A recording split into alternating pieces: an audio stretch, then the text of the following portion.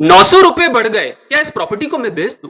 ये सवाल बहुत सारे लोगों के पास आते हैं कि अब इस प्रॉपर्टी का मैं क्या करूं। नमस्कार दोस्तों, मेरा नाम है जितेंद्र त्यागी और मैं इस वीडियो में आपसे शेयर करूंगा कि अगर आपके भी ₹900 प्रॉपर्टी में बढ़ गए और आप एक निवेशक हैं, तो क्या ये सही समय है उस प्रॉपर्टी को बेचना? इसको कैसे जाने, वो मैं आपको बताऊंगा इस वीडियो में। इसलिए वीडियो को आप एंड तक जरूर देखना, क्योंकि एंड पे मैं आपको कुछ ऐसा इंपॉर्टेंट फॉर्मूला बताने जा रहा हूं जो आपके पैसों को बढ़ा सकता है और आपके पैसों का लॉस भी करा सकता है अगर आपने कोई गलत स्ट्रेटेजी को अपना ली। अब आपने एक प्रॉपर्टी को प्लान किया, आपने उस प्रॉपर्टी को ले तो लिया और आप अपनी प्रॉपर्टी के बारे में बहुत अच्छे से जानते हैं कि आपकी प्रॉपर्टी का नंबर क्या है। क्या आपको पता है उस एरिया में अगर मैं उस कोने की बात करूं तो वहां प्रॉपर्टी के कौन से नंबर है? क्या आपको पता है कि वो जो प्रॉपर्टी है वो किन लोगों ने ली है? क्या आपको पता है कि वो जो प्रॉपर्टी उस लोकेशन पे है वो सारी बिक गई या धीरे बिक रही हैं? अगर आपको ये सब नहीं पता तो कैसे आप अपनी प्रॉपर्टी की कैलकुलेशन को कर सकते हैं?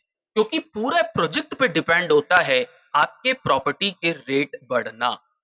ये पूरे बिल्डर पे डिपेंड होता है, डेवलपमेंट पे डिपेंड होता है और उस लोकेशन पे कौन वो लोग हैं जो यहाँ पे प्रॉपर्टी में पैसा लगाना चाह रहे हैं और उसके क्या बड़े फैक्टर होते हैं कि लोग पैसा लगाते हैं। अब इन बातों को स्टेप बाय स्टेप समझने की कोशिश करते हैं। नंबर वन स्टेप, अगर आप किसी प्रॉपर्टी में पैसा लगा रहे हैं और वो तेजी का माहौल है, मतलब एकदम से चीजें बढ़ते चले जा रही हैं और आपको ऐसा लग रहा है कि मैं यहाँ पे रुक जाऊं, जैसे कि लोगों को लालच आता है। एक एग्जांपल से आपको बताता हूं। अगर आपकी प्रॉपर्टी में रेट बढ़ रहे हैं, तो आप ब्रोकर से 2 बार पूछ रहे हैं, क्या रेट है? ₹2200। फिर कुछ टाइम बाद पूछा, 2-4 महीने बाद, क्या रेट है? ₹2400। अब आपको ऐसा लगता है यार ₹200 बढ़ रहे हैं। सर बेचनी है क्या प्रॉपर्टी? नहीं नहीं, अभी रुको यार, अभी आराम से बेचेंगे। मगर आपने उन कैलकुलेशंस पे काम नहीं किया कि एक समय बाद उस प्रॉपर्टी का रेट कहीं ऐसा ना हो कि वहां पे रुक जाए और आपको क्लाइंट ढूंढने में परेशानी आने लगे जब आपको पैसे की जरूरत है। और ऐसा बहुत सारे लोगों के साथ होता है, जिसको हम कहते हैं लालच। आप अपनी कैलकुलेशन बना के चलें कि आपको कितना रिटर्न चाहिए मार्केट को देखने के बाद।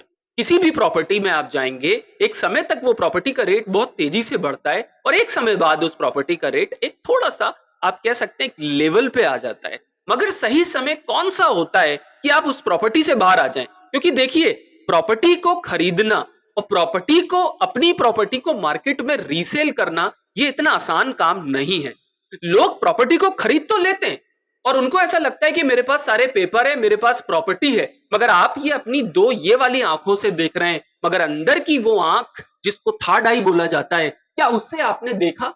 प्रॉपर्टी के पेपर को समझने की कोशिश करी, एग्रीमेंट को समझने की कोशिश करी, लोकेशन को समझने की कोशिश करी, इन्वेंट्री को समझने की कोशिश करी, कौन वो लोग हैं जो उस प्रॉपर्टी को खरीद रहे हैं? ये सारी बातें आपने देखी इस डील के साथ कि आपने अपनी प्रॉपर्टी के पेपर अपने साथ रख लिए। और बहुत सारे लोग सिर्फ अपनी प्रॉपर्टी के पेपर अपने साथ रख के वो ये सोचते हैं कि अब मैं इस प्रॉपर्टी से बाहर आ जाऊंगा और उनके पास वो पेपर रहते हैं। मगर आपको मार्केट की कंडीशन को समझना बहुत जरूरी है। उस सराउंडिंग एरिया में क्या कोई नया प्रोजेक्ट आ रहा है? उस सराउंडिंग एरिया में क्या सरकार के कोई ऐसे प्लान हैं अपकमिंग जो मीडिया में रिलीज होंगे, जिससे जनता उस एरिया को समझने की कोशिश करेगी? क्योंकि मीडिया में कौन जाता है? मीडिया में सरकार के प्लान, मार्केट में उसका प्रचार होता है और लोगों को इस बात से पता चलता है। क्योंकि पूरा रियल एस्टेट किस तरीके से काम करता है कि यहां से रोड आ रही है, ब्रिज आ रहा है, नया स्कूल आ रहा है, वहां पे कोई इंडस्ट्री आ रही है, अदानी की आ रही है, अंबानी की आ रही है, या किसी भी एक बड़े इंडस्ट्रियलिस्ट की मैं बात करूं जिसकी कोई इंडस्ट्री आ रही है, तो इस तरीके से प्रॉपर्टी के मार्केट को समझना आपके लिए बहुत ज्यादा जरूरी है। ये नंबर वन स्टेप है। और इन्वेंट्री को जानना उतना ही जरूरी है कि कितना बड़ा वो प्रोजेक्ट है, क्योंकि बिल्डर से भी गलती हो सकती है तेजी के मामले में। देखिए, माइंडसेट बहुत अलग चीज है।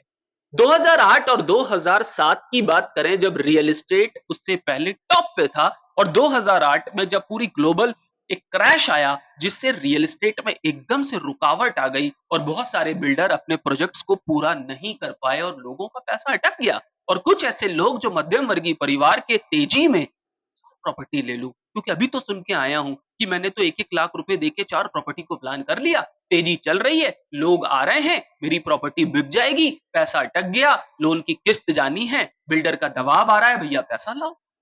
अब आप क्या करेंगे? आपकी प्रॉपर्टी तो बिक नहीं रही, तो आप पे दबाव आ रहा है। तो दोस्तों इन सारी बातों को समझना बहुत ज़्यादा ज़रूरी है। और आप किसी परेशानी में हैं या आपको लग रहा है आप कोई प्रॉपर्टी लेके परेशान हैं, अब इस प्रॉपर्टी का क्या करूँ? तो बने रहें मोर वीडियोज़ के लिए इस चैनल को सब्सक्राइब कर लें, नहीं तो अच्छे-अच्छे कंटेंट आपके हाथों से निकल जाएँगे।